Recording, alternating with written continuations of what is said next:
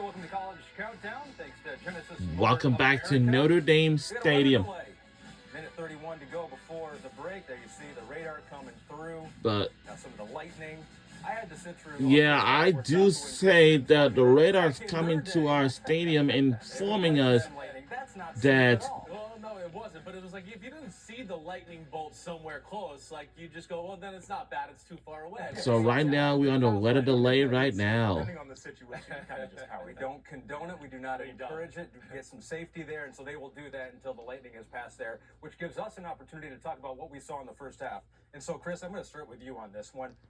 You challenged Notre Dame to show that running attack, right? Like they talked about coming into the season. Certainly. Do you take full responsibility or half credit for what we've seen? Notre Dame, please. So, yes, I would like that. But no, it's a part of their team where we know with these two running backs that they have at Notre Dame, where you look at it and you go, they're big time. So, as a reminder, this game got delayed because of the lightning detected in the area. So we're actually gonna give you some updates, but we're currently in weather delay. This is the first time ever. The Tennessee beat UAB by 32 points, 56-24. And right now for LA Miss, well, they took the lead by 20 points against Tulane, 23-3 for now. This is no idea how this weather delay impacts on us. They've done a good job in the offseason adding to their play action pass game. Yeah. So now if you can run the ball and get people to creep up and load the box, what happens is what we saw in that first touchdown with the post over the top. Sure. Purdue's playing a defense. They're worried about being overpowered in the running game with these running backs. Leads it to a wide open look downfield. And C.J. Carr, his stroke is as smooth as it gets as a quarterback. You know what I respect, though? Purdue's trick plays. We saw 2 in the first quarter. Again, you talk about maybe It's they're not 5:13 p.m. physically with Notre Dame. Right now, it's year 1 for Barry Odom. He's trying to build this thing up. But they are able to try to win at the margins, right? And they were playing to win the game when you do those types of trick plays to score. So often, teams will come into a game like this, and they'll say, let's try to get out of this one with it being as pretty as possible. We don't want too ugly of a game. And Purdue is like, no, we're playing the game because we want to win. And I've got a lot of respect for that. By the way, some really good playmakers that they have, too, if you can get them in the right position in terms of leverage. Yeah, Huckabee is awesome. I mean, you look Ryan at Brown. outside of the trick plays, they have scored on 3 of their 5 possessions. One interception where he tried to force the ball in. Wow, looks like the Georgia Tech are just taking in the lead, 7-0 for Temple Laos. Hoping that my team could be able to get on the board, but I'm hoping that they could or not, but we'll see. The Notre Dame transfer injured earlier in the second half here, so the backup quarterback comes in. That's Ricky Collins, looking just like Angeli in this one. It's one of the most quarterback-friendly offenses I think we've come to learn under the Fran Brown tenure. You had Kyle McCord come in last year and perform well, and it seems like anybody who steps in has the keys to an explosive offense. I mean, this is, again, the story continues for Clemson. They are down 5 minutes to go in that one. Arkansas taking on... So right now, we're just taking a look at the other games, what had just happened earlier today. But until now, maybe. It was fun to watch. It felt like Arkansas had a lot of opportunities to put Memphis in some tough spots, but Memphis kept saving the day with plays on defense, turnovers, and Sussman breaks the big run right Well, look at this. Arkansas just trying to wind down the clock. They're in field goal range to win, but Chris Bracey punches the ball out. It's a fumble. Right. Mike Washington fumbles. Bracey forced and recovered. 32-31. Whoa, that was close. By Memphis Tigers versus Arkansas. Man, that's a tough game. And for Texas Tech, they are just taking the lead against Utah so far. But, you know, Baron Morton ends up coming out of this game, so the game is on the shoulders of Will Hammond, and pretty good shoulders to be on. This was a statement for a Texas Tech team. Texas Tech, they won it 34-10 by 24. Maybe the favorite now. And the TCU home fight against SMU, we just gonna take a look into that, and I'll say the TCU home fight, they had just taken into the lead. But the SMU But the SMU are taking the lead against the Wildcats right now. But they still keep going on its feet now from the 30, 20, 10, and touchdown for the Horned Frogs. But now TCU has just took back in the lead. But now, and they have made another touchdown again. The SMU, they don't have much to say. And TCU has survived 35-24 in the fourth and final quarter. And now we go to Maryland versus Wisconsin. Maryland, they have just beat the crap out of Wisconsin Badgers. I think we don't know what the final score is, but I know for Maryland they're in a great position. But those two teams are in the same conference, the Big Ten, and they won this by 17 points, 27-10. Now for Oklahoma versus Auburn. Now, Jackson Arnold played for Oklahoma since 2023, 2024. I don't know. And of course, Oklahoma, they are too good. And for Nebraska versus Michigan, but for all that, Matt Rule, you got Nebraska taking on Michigan. This one has been back and forth. Look at this. Final seconds of the first half. For the final seconds for Nebraska, they have made a touchdown in time called. And they had just beat it at the time right before those players head into the locker rooms for a halftime. Like tied at 17 apiece. And now look how the games of the day look like right now. But I know at 7 p.m. Indiana will take on the Illinois. Take on the Indiana. I'm sorry. Indiana take on Illinois like 7 p.m. Wisconsin is not anywhere but near now where they've been in the past, and we heard those chants inside the stadium. Quite shocking, actually, of Fire Fickle at halftime, and I'm sure into the second half. What do you make of what's going on in Wisconsin? Well, I mean, he's definitely on the hot seat, and that's no secret because it's year 3 and things haven't gone as well as we would have thought. Because that was a slam dunk hire. You know, for Maryland defeat Wisconsin 27-3 by 24 points. That's kind of a little pretty good game so far. But now it's going to be over $25 million at the end of the year. They're about to go into the most challenging stretch of the season, which everyone knows. Everyone saw the schedule that it was going to be a potentially tough year there. So I don't know what's coming, but it's definitely a hot seat. Yeah, Joshua, I mean, you know him very well. You played for Luke Fickell. You enjoyed playing for him. What's going on? It's one of those things where it's just starting to get away from them. And you mentioned the offense struggling, right? They've had quarterback injuries at the beginning of every year that he's been there. So I can understand an offense struggling.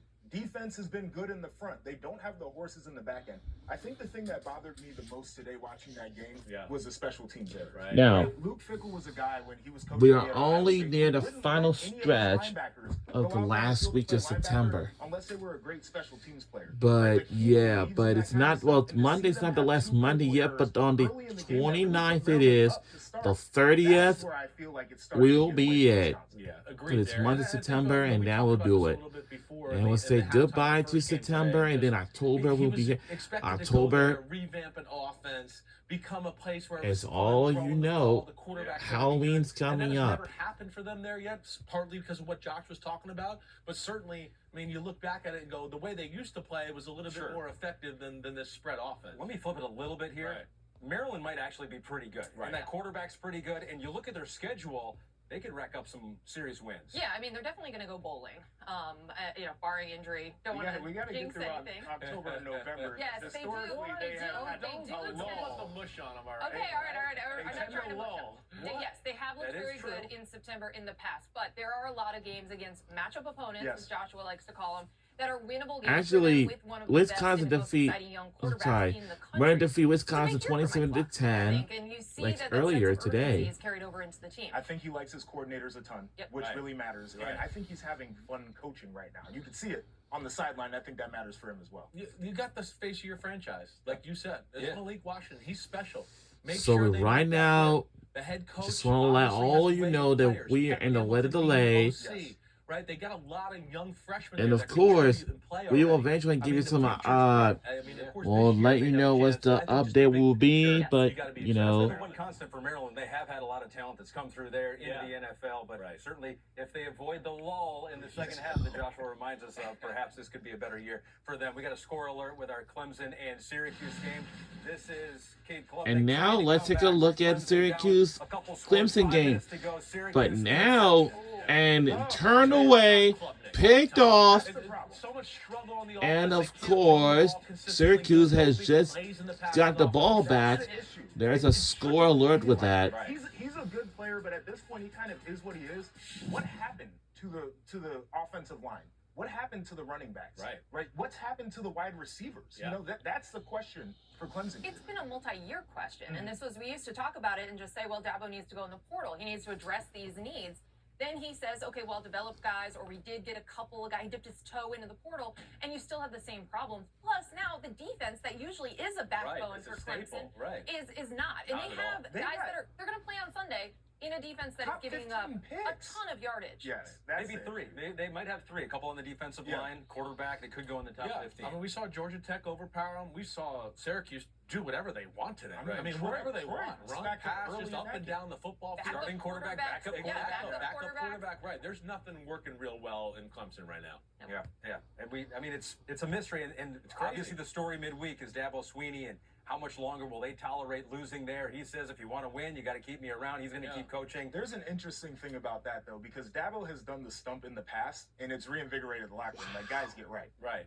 Not working right. No, it's, So, it's yes, definitely Well, not working. Right. Is the I message still think- connected? Well, Yeah, I he's think been that's there fair. for Should a probably really do long it a time, dozen right? times. And we talk about this A of, tourist, not necessarily not a complacency, bad but you're idea. just too comfortable, right? And you're not. Are people challenging you? Are people saying no to things that you want to do to continue to evolve? The greatest of all time, Nick Saban, is the greatest of all time because those last few championships came when he evolved as a coach and the style of Right. play, and Dabo has not done that for Right. Clemson. Definitely hasn't, and Let me needs to tell you this. evolve in recruiting, Right. really, in all realisticness, right? I mean, Yeah. that's part of the game right now. And the other teams that we're looking at, they're in top 10 in college football. Yeah, they're NIL, they're paying players, they're doing all those type of things, and Dabo's not quite doing that. Not playing in the transfer portal as much as some of the other programs right, out there exactly. right now. So we'll keep you updated on all the games that are currently happening. When those games go final, we'll give you the highlights of that. But here's the cool thing. It's an Indiana day here on NBC. Big Ten Saturday night, going 198 miles over to Bloomington, Indiana. We've got a top 20 matchup tonight. Oh, it's a real good one. It is Illinois. It is Whoa. Indiana. Two teams that, hey, they pull off some wins here, get some upsets, some high-ranked And I'd opponents. say They 7 beat p.m. the later on football playoff. tonight, Our team on we the will be ground. watching We got Indiana Michael Robinson, Hoosiers Scott versus Maxwell, Illinois. Hello, fellas. Fighting Illinois. Ahmed, how we doing, brother? Look, you've got rain in South Bend. We've got some supreme heat here in Bloomington. hot out here, man. It's hot. Sun is Whoa. beating down. So these are two teams coming off historic years a season ago, and it all leads to tonight. There's a lot at stake this evening, Matt.